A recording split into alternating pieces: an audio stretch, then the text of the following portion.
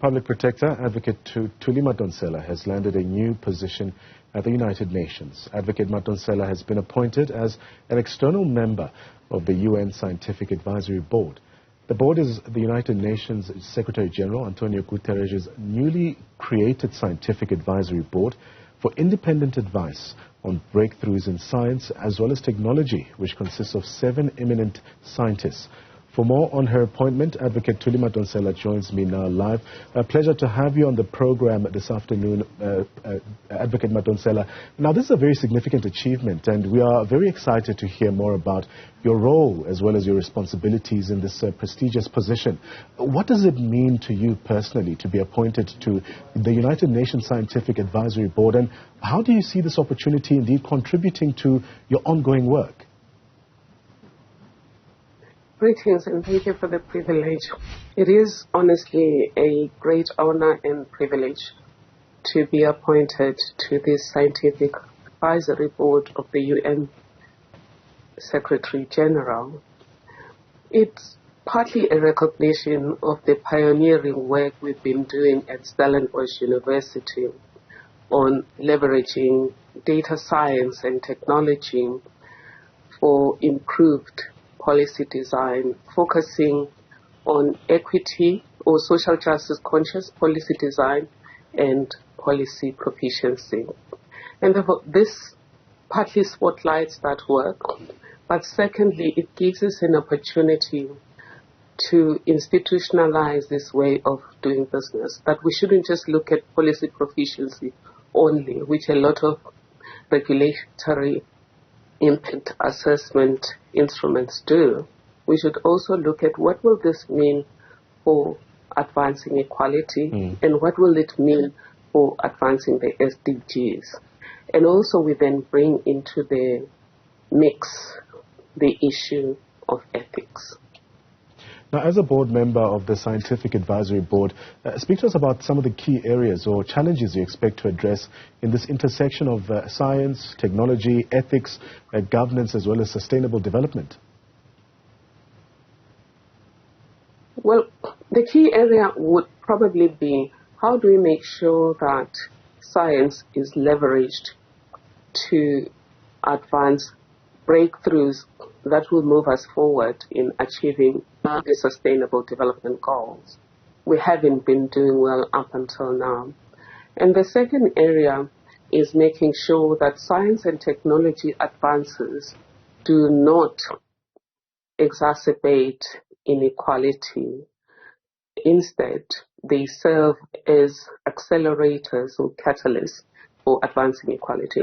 It also means dealing better with black swans such as COVID-19 and future pandemics, bringing science and social considerations. For example, during COVID-19, we said we shouldn't be looking at the problem as being only about the economy and livelihoods.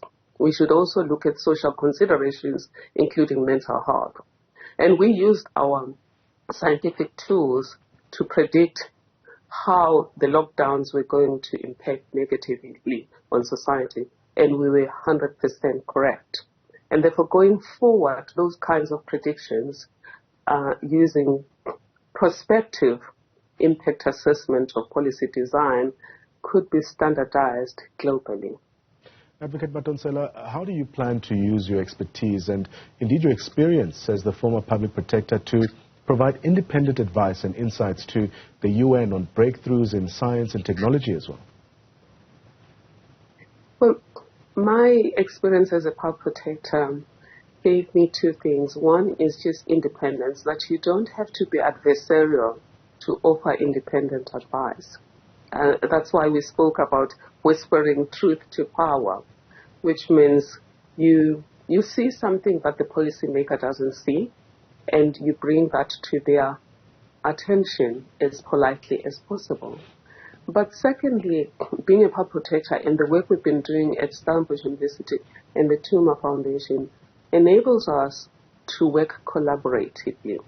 Because although I've been appointed as a person into this 7-member external group, I bring with me the thousands and millions of people in South Africa and Africa that will feed into my thinking. Ultimately, I have to make independent decisions in terms of how I advise.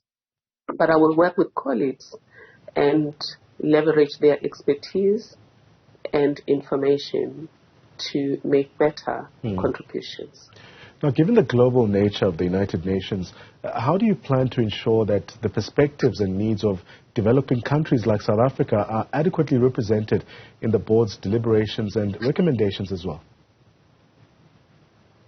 And that's already happening. The very fact that His Excellency Antonio Guterres decided to appoint 2 Africans, that is myself and Professor Marala from the UN University, means they're looking to science, which is interesting because Mediterranean countries have always looked to Africa for ideas on science, technology, engineering, and mathematics. And I think it's an opportunity, of course, to work with the African Academy of Sciences, where I'm a member, to bring an African perspective into it.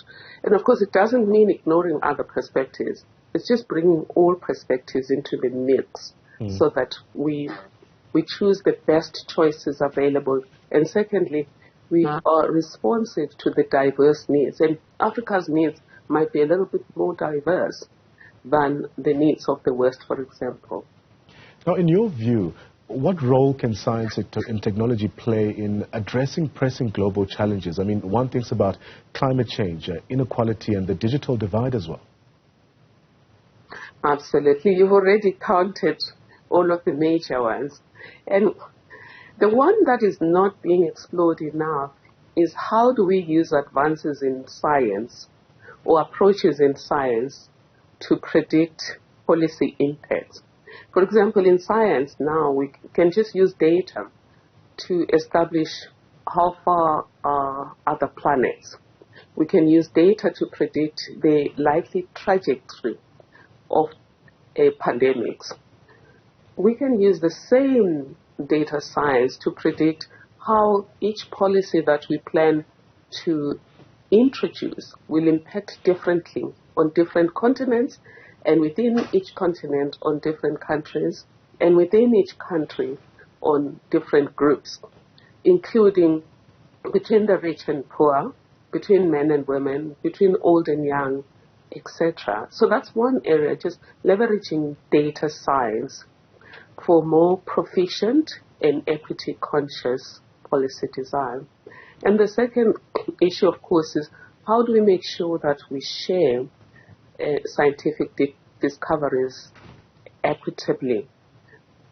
During the deliberations we've had in the African Academy of Sciences, we have felt that there isn't enough sharing of the fruits of collaborative science. For example, African countries got their vaccines far later than others, yet they had collaborated in the piloting of these drugs. And then secondly, to look at how do we also leverage existing African knowledge, including African indigenous knowledge systems, to advance science. Because science is sometimes moving forward, but also looking backwards if there's something within our history that can make a difference. That's the former public protector advocate Thuli Madonsela, of course, giving us some insight into her new responsibilities at the United Nations.